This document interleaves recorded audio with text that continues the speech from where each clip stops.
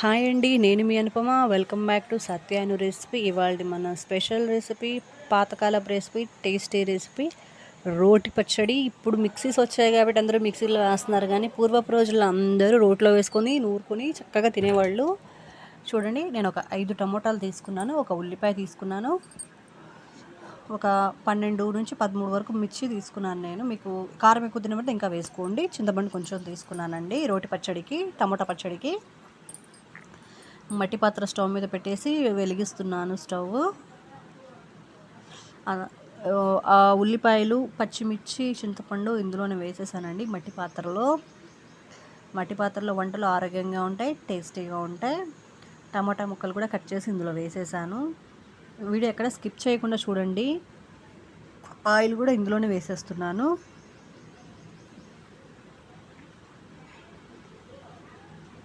దీన్ని ఇప్పుడు మనం జాగ్రత్తగా కలుపుకుందామండి. మట్టి పాత్ర కదా, ఆయిల్ అన్నీ వేసేసాం కాబట్టి జాగ్రత్తగా కలుపుకుందాం చిన్నగా.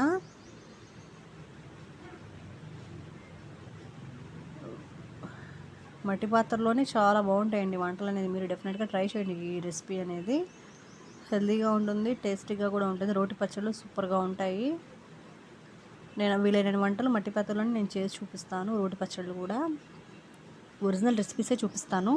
దీని మీద మూత పెట్టేసి ఒక పావు గంట ఉడికించుకుందాం.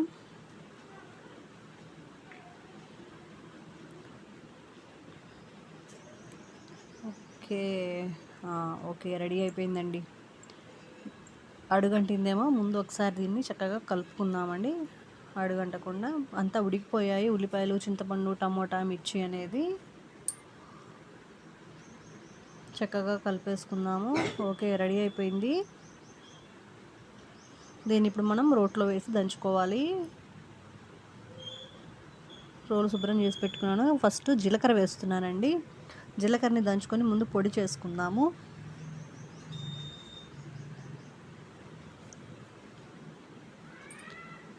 మెదిగిపోతుంది అంత జీలకర్ర. ఓకే, ఇప్పుడు ఇందులోనే ఒక 10 నుంచి 12 వరకు వెల్లుల్లి రెబ్బలు తీసుకున్నాను నేను, పొట్టు తీసి. చక్కగా దంచేసుకుందాం. అందులోనే టమోటాలతో పాటు మొత్తం కలిపి వేసామంటే టమోటాతో పాటు మిర్చి మెదగవండి. అందుకని ముందు మిర్చిని దంచుకుందాం. మనము ముందు మిర్చిని సపరేట్గా చేసుకుందాం. ఫస్ట్ మిర్చి దంచి తర్వాత టమోటాలు మిగిలినవి వేసేసి దంచుకుందాము. అందులోనే కల్లుప్పు వేసేస్తున్నాను. కల్లుప్పు వేసి మిర్చిని దంచుతున్నాను, మగ్గినటువంటి మిర్చిని. ఇప్పుడు ఇందులోనే ఈ మిగిలిన పేస్ట్ అంతా వేస్తున్నాను. ఇప్పుడు అంతా చక్కగా నూరుకుందాము.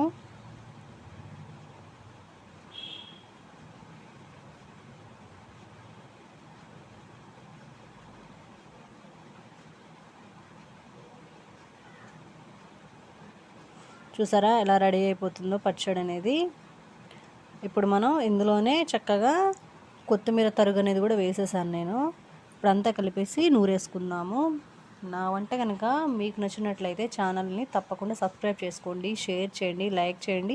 మీ అభిప్రాయాన్ని కామెంట్ రూపంలో తెలియజేయండి. ప్రతిరోజు నేను వంట పోస్ట్ చేస్తాను. రెగ్యులర్గా నా వంట చూడండి, నన్ను ఆదరించండి. ఛానల్ని మాత్రం సబ్స్క్రైబ్ చేసుకోవడం మర్చిపోకండి. మీకు తెలిసిన రెసిపీస్ కూడా నాకు చెప్పండి, నేను చేస్తాను. కామెంట్ రూపంలో మీ అభిప్రాయాన్ని తెలియజేయండి.